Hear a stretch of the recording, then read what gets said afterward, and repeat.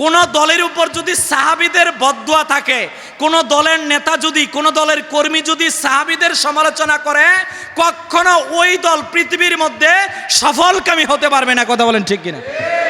শুনলে আশ্চর্য হবেন। লেকচার দিতে দিতে গিয়ে বলে সাহাবায়ে কেরামগণ নাকি প্রেম ভালোবাসা করতেন। আর সাহাবাতু কুল্লুহুম উদুল। আহলে সুন্নাত ওয়াল জামাতের রায় হচ্ছে এইটা, সমস্ত সাহাবায়ে কেরামগণ ন্যায়পরায়ণ, সত্যনিষ্ঠ, সত্যবাদী। সাহাবায়ে কেরামগণ হচ্ছেন মিয়ারে হক। সাহাবীদেরকে ভালোবাসা দ্বীন ইমানের অংশ। সাহাবীদের সমালোচনা করা হারাম, কবিরা গুনাহ।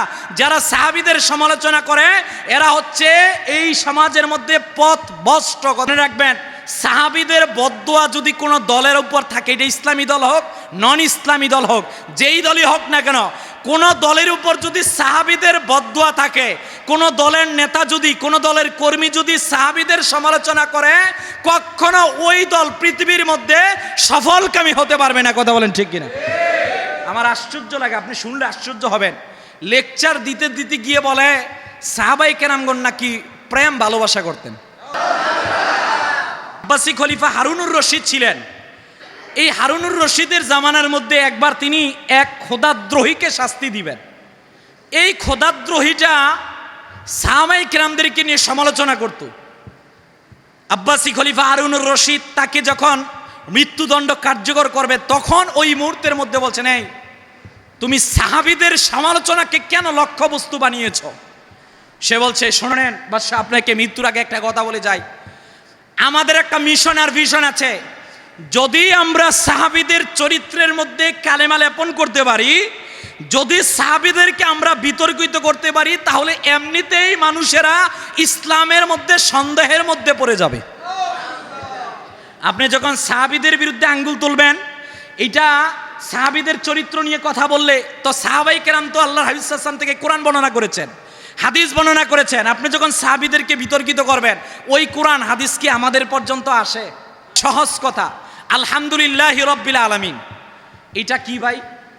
কোরআনের আয়াত। ইন্নামাল আমালু বিন্নিয়াত, এইটা কি? হাদিস। আপনি জানলেন আলহামদুলিল্লাহি রাব্বিল আলামিন, এইটা কোরআনের আয়াত। ইন্নামাল আমালু বিন্নিয়াত, এইটা হাদিস। ও ভাই, অন্যান্য সাধারণ আরবি আপনার সামনে দিলে, এই দুইটাকে যদি দেওয়া হয়, আপনি দেখেই বলে ফেলবেন এইটা কোরআন, এইটা হাদিস।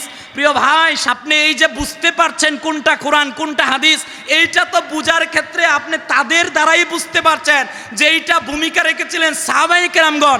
যদি সাহাবীরা বর্ণনা না করতো, তাহলে আপনি বুঝতে পারতেন না কোনটা হাদিস কোনটা কোরআন। তাহলে সাহাবীদের সমালোচনা করা মানে কোরআনকে বিতর্কিত করা, সাহাবীদের সমালোচনা করা মানে হাদিসকে বিতর্কিত করা।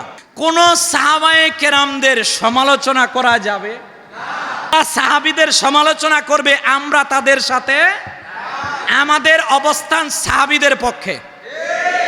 হাত তুলে দেখাতে হবে, হাত নামান। আমাদের অবস্থান কাদের পক্ষে? সাহাবীদের পক্ষে। কারণ সমস্ত সাহাবীরা জান্নাতি। সুবহানাল্লাহ বলবেন। সমস্ত সাহাবাদের ক্ষেত্রে রাসূলুল্লাহ, বুখারী মুসলিমের হাদিস, সাহাবায়ে কেরামগণ দুনিয়ার মধ্যে আল্লাহর সাক্ষ্যদাতা। সমস্ত সাহাবায়ে কেরামগণ আল্লাহর পক্ষ থেকে মনোনীত, কবুলকৃত। আল্লাহ বলেন উলাইকা হুমুল মুমিনুনা হাক্কা, আল্লাহ বলেন উলাইকা হুমুর রাশিদুন, আল্লাহ বলেন উলাইকা হুমুল মুকাররাবুন, উলাইকা হুমুল মুফলিহুন, লাহুম মাগফিরাতু ওয়া আজরুন আযীম।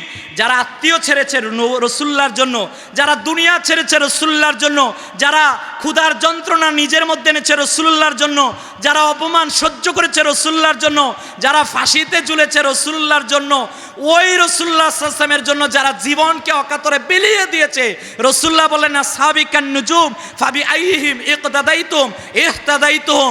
যাদের ক্ষেত্রে রাসূল বলেছেন এরা সরল সঠিক পথে আছে, সুতরাং ওই সাহাবীদের সমালোচনা আমরা মেনে নিব না। একদল সমালোচনা করতে করতে রাসূলুল্লাহ সাল্লাল্লাহু আলাইহি ওয়াসাল্লাম পর্যন্ত সমালোচনা করে, নাউজুবিল্লাহ। মসজিদের মধ্যে কালেমা, এইটা তাদের এইটা ভালো লাগে না। একসাথে কেন লা ইলাহা ইল্লাল্লাহ মুহাম্মাদুর রাসূলুল্লাহ থাকবে, এইটা তাদের ভালো লাগে না। এরা সমাজের মধ্যে গোমরা ভাই। রাসূলুল্লাহ তো এমনি এমনি বলে নাই ওয়ালা আনা আখিরু হাযিল উম্মাতু আউয়ালা। শেষ জামানার মধ্যে একদল লোক বাহির হবে যারা পূর্বের জামানার লোকদের গালাগালি করে। রাসূলুল্লাহ সাল্লাল্লাহু আলাইহি ওয়াসাল্লাম বলছেন ইজা যুকিরা আসহাবি ফাআমসিকু, যদি সাহাবীদের কোথাও আলোচনা হয় সেই জায়গার মধ্যে তোমরা সংযত থাকো, সেখানে সাহাবীদেরকে তোমরা সমালোচনার লক্ষ্য বস্তুতে রূপান্তরিত করো না।